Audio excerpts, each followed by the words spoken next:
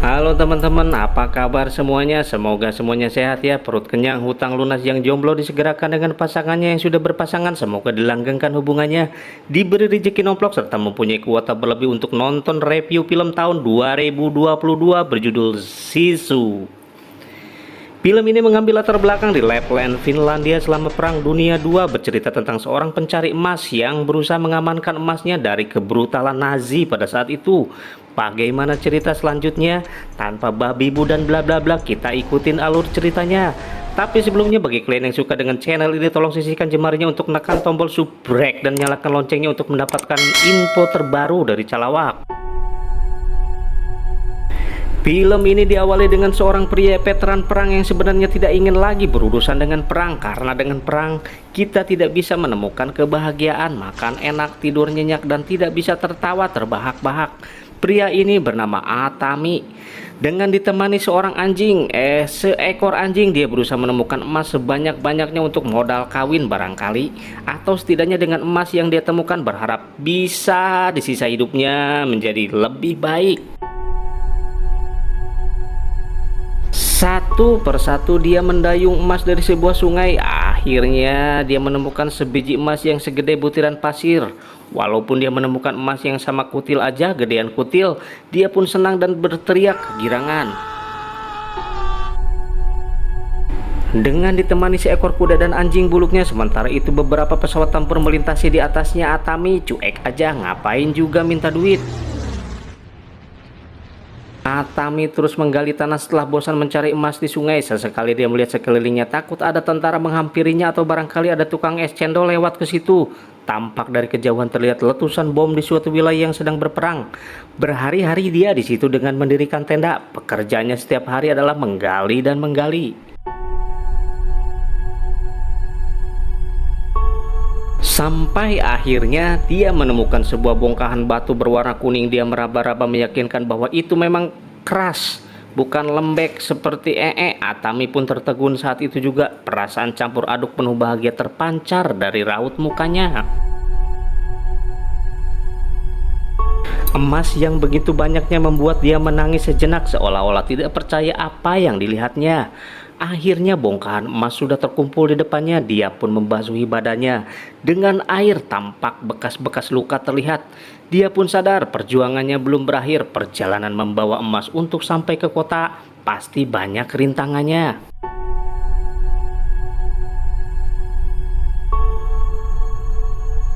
Akhirnya dia menunggangi sebuah kuda mengawali perjalanan pulang untuk menjual emas-emasnya ke kota. Scene beralih ke sebuah gerombolan Nazi yang juga dalam keadaan pulang setelah membombardir suatu wilayah yang tentu saja mereka akan berpapasan.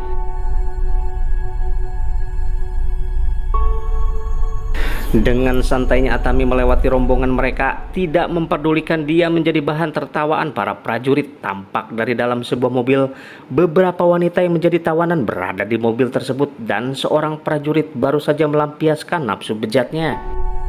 Dia pun keluar dari mobil itu bertepatan dengan Atami yang sedang lewat. Tampak sang kapten yang sebut saja namanya Kapten Codot memandang sinis terhadap Atami dari atas tank. Hampir saja prajurit yang sebut saja namanya Sidul menembak ke arah Atami, tapi Kapten Codot mencegahnya.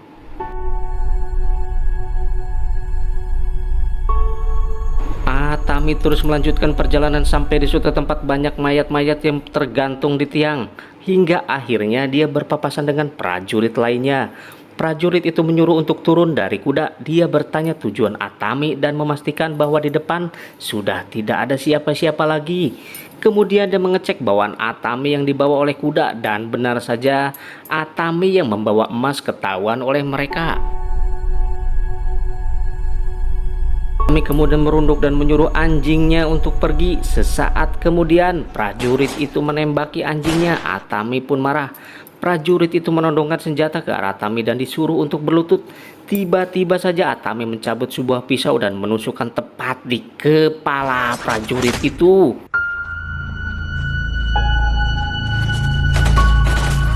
Perkelahian mereka membuat perhatian Kapten Codot teralihkan. Atami yang begitu kuat akhirnya bisa menumbangkan mereka dengan cepat. Kapten Codot pun menghampiri jasad para prajurit yang sudah isdet di tangan Atami. tampak ada satu prajurit yang masih hidup. Sang kapten merogoh sesuatu di dalam sakunya dan ternyata itu adalah emas.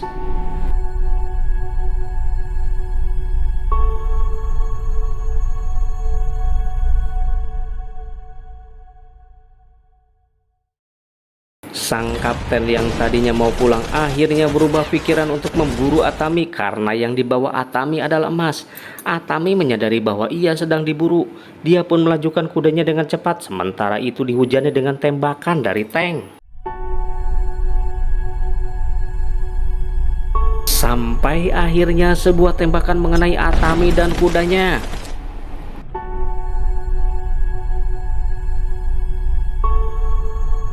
Atami tergeletak bersimbah penuh darah, sementara itu kudanya sudah is dead. Atami meratapi kudanya itu.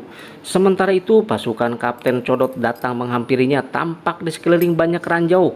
Dan ternyata Atami dan kudanya bukan ditembaki oleh sang kapten, melainkan menginjak ranjau. Melihat pasukan Kapten Codot datang, Atami bergegas mengumpulkan emas-emasnya yang berserakan. Tak lupa dia menggenggam sebuah batu di tangannya. Kapten Codot menyuruh Sidul menembaknya. Tiba-tiba saja Atami melemparkan batunya ke arah ranjau dan akhirnya boom, meledak. Kemudian dia berlari di antara kepulan asap granat dan Kapten Codot memerintahkan pasukannya untuk menembakinya. Dengan berlindung dari sebuah tameng besi ala Kapten Amerika, Atami berjalan mundur dan Kapten Codot pun memerintahkan untuk berhenti menembak.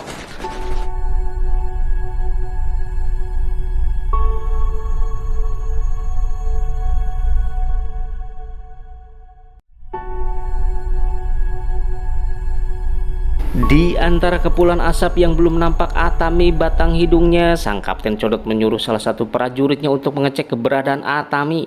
Tiba-tiba saja lemparan granat dari arah kepulan asap mengenai prajurit itu dan is dead berkeping-keping. Kapten Codot menyuruh lagi dua prajuritnya untuk mengecek keberadaan Atami dan tentu saja kedua prajurit ini empot-empotan melihat Atami ini seperti iblis mematikan.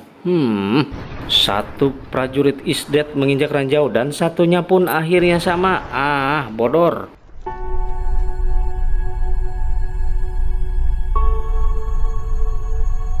Dan ternyata merekalah yang memasang ranjau-ranjau itu. Sang Kapten Codot kemudian meminta dua wanita beserta tali dan ternyata si kapten ini adalah seorang pengecut. Dia menyuruh kedua wanita itu berjalan di depan mereka.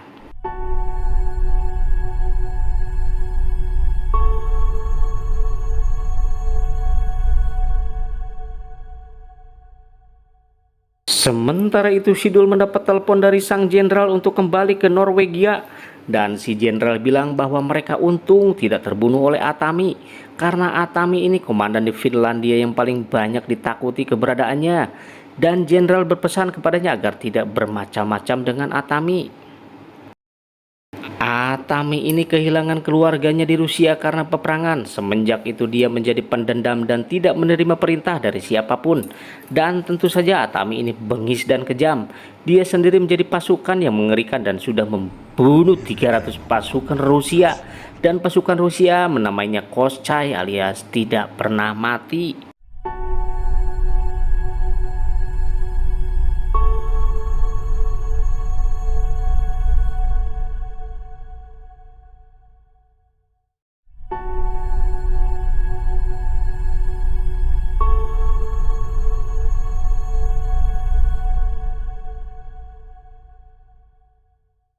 Mereka pun akhirnya melanjutkan perburuan terhadap Atami karena sang Kapten Codot berambisi untuk mengambil emas-emasnya dan dia seolah tidak percaya terhadap apa yang dikatakan oleh sang jenderal.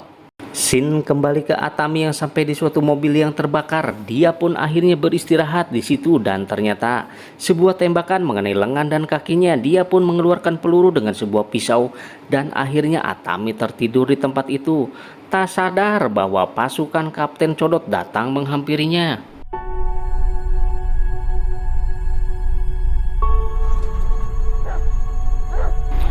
Atami terbangunkan oleh gonggongan suara anjing dari pasukan Codot. Atami bersembunyi dari balik mobil itu. Sementara itu anjing-anjing dari pasukan Codot terus menggonggong, yang pastinya Atami bakal ketahuan. Atami kemudian mengendap-endap ke bawah mobil salah satu prajurit dan melubangi tangki bensin untuk melumuri tubuhnya dengan bensin. Sementara baunya tidak tercium oleh anjing-anjing itu. Atami pun keluar dari bawah mobil itu dan berlari, tapi sayang, Sidul mengetahui keberadaannya dan menembaki Atami tepat mengenai kakinya. Sang Kapten Codot akhirnya menyuruh untuk melepaskan anjing-anjingnya untuk berburu Atami. Tak disangka Atami membakar dirinya sendiri. Sayangnya nggak tahu maksudnya apa. Dia pun berlari ke arah sungai sementara pasukan Kapten Codot menembakinya.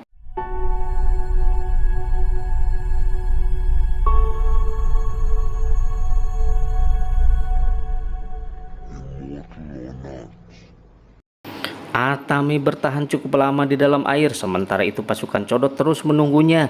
Sesekali aja dia muncul ke permukaan, namun tembakan menghampirinya. Kapten Codot menyuruh pasukannya untuk mengambil emasnya memakai perahu, tapi naas setelah menyelam, Atami menggirik lehernya sampai isdet dan darahnya muncul ke permukaan.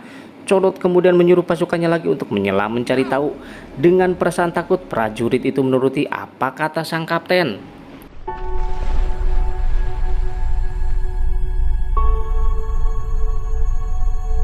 Tak lama kemudian sama saja gumpalan merah muncul ke permukaan air menyisakan satu prajurit di atas perahu.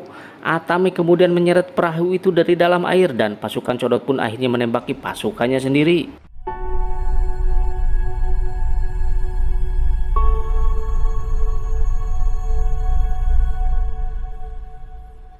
Sidul yang marah akhirnya menembaki Atami bersama mayat prajurit itu di atas tank. Benar saja apa yang dikatakan oleh sang jenderal, Atami ini seorang legend dan tak pernah mati.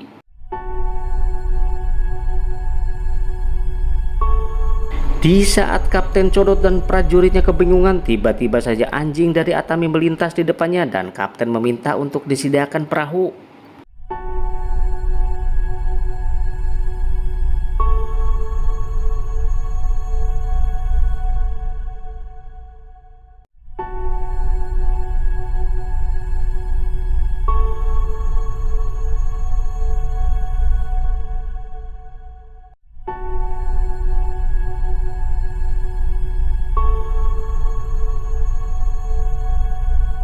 Atami terus berjalan melanjutkan perjalanannya sampai di suatu tempat di mana tempat itu sudah hangus terbakar. Pada malam harinya, Atami terus berjalan sampai di sebuah pom bensin yang sudah hancur lebur. Dia pun rebahan sejenak di situ. Kalau saja ada sebatang rokok, pasti sebat dulu ini mah.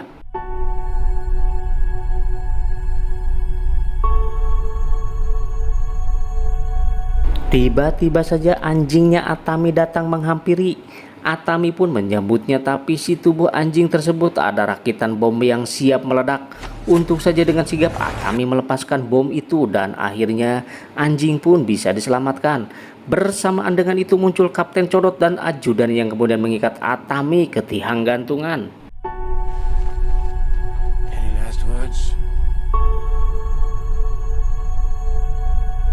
Mereka pun akhirnya menggantung Atami. Kapten Codot menggoyang-goyangkan tubuh Atami untuk memastikan sudah meninggal apa tidaknya.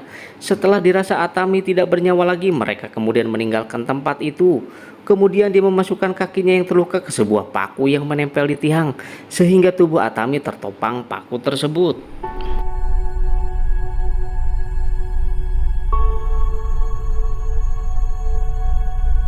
Tiba di keesokan harinya, sebuah kapal melintas di atas Atami yang tergantung. Tiba-tiba saja tiang gantungan bergeser karena getaran dan bersamaan dengan itu datanglah sebuah pesawat yang hendak mengisi bahan bakar. Seorang prajurit menghampari Atami yang tergantung dan tiba-tiba saja Atami terjatuh dan lepas dari tiang gantungan.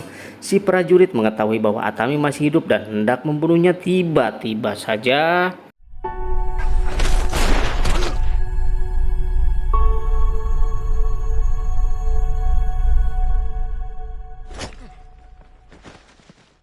kedua prajurit Nazi itu lagi-lagi is dead di tangan Atami, tapi ternyata ada satu prajurit Nazi yang masih hidup.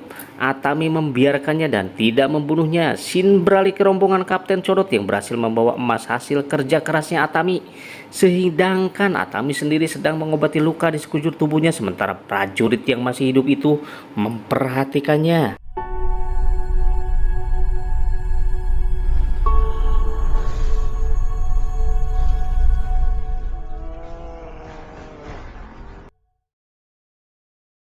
Rombongan Kapten Codot itu tiba-tiba berhenti karena ada kapal yang menghalanginya. Kapten dan ajudannya pun turun mengeceknya. Setelah dibuka pesawatnya, ternyata berisi prajurit yang tadi dibiarkan hidup oleh Atami, dan tali yang mengikatnya adalah tali yang dipakai menggantung Atami. Kapten Codot pun merasa heran.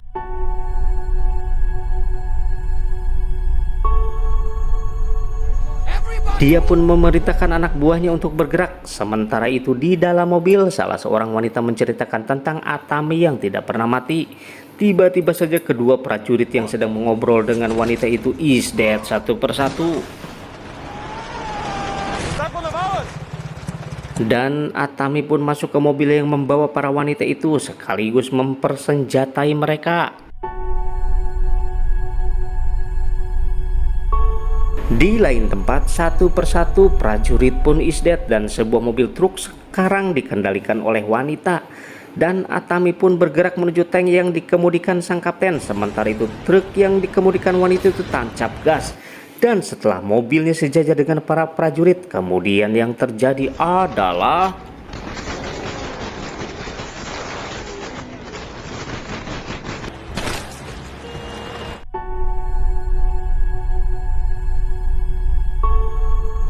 Atami sudah berada di atas tank yang Kapten Codot dan ketiga rekannya tumpangi. Dia menggedor-gedor tank dengan senjata yang dia pegang.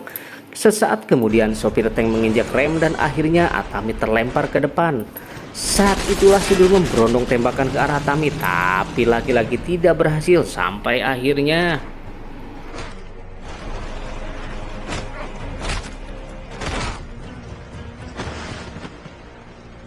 Kapten Codot dan supir tanknya melaju tanknya dengan cepat. Shin kembali ke Atami dan Sidul yang sudah tidak berdaya. Lalu kemudian datanglah dua prajurit yang mengetahui bahwa Atami adalah Kochai.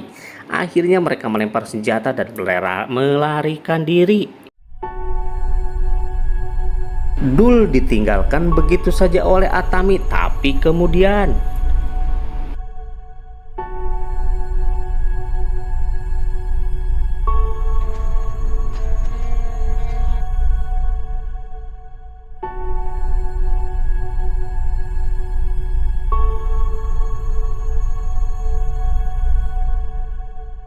Kapten Codot yang sudah sampai di suatu pesawat kemudian menembaki temannya sendiri untuk dia kabur bersama rekan yang menjemputnya. Tapi kemudian Atami melajukan motornya dengan sangat kencang dan akhirnya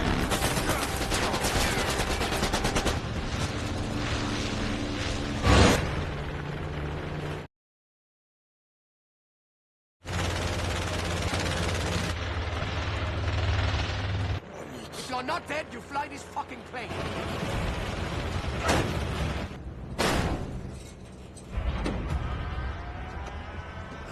Atami berhasil masuk ke pesawat itu kemudian bergumul dengan Kapten Codot. Sementara itu Kapten Codot bisa membuat Atami tidak berdaya dan hancur mukanya. Tapi kemudian Atami berhasil bangun dan melihat roket di sampingnya yang kemudian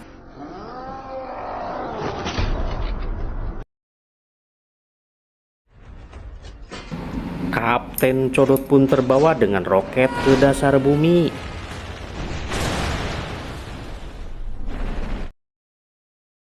Tiba-tiba saja pesawat yang ditumpangi Atami oleng. Ternyata pilotnya is dead. Atami mengikat dirinya erat-erat dan pesawat pun mendarat dengan kondisi hancur lebur. Apakah Atami masih hidup?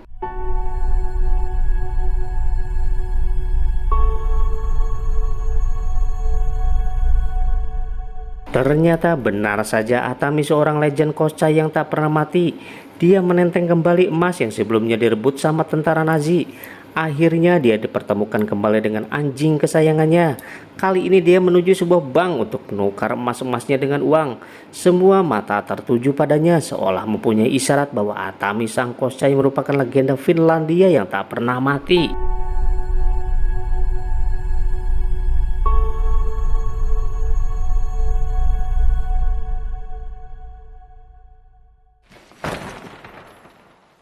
Seteleitä. Isoja. Ei ole sitten niin perkeleen raskaskaan. Oke teman, demikianlah alur cerita dari film berjudul Sisu ini, di mana film ini merupakan karya dari Jalmari Helander, seorang penulis sekaligus sutradara dari film ini.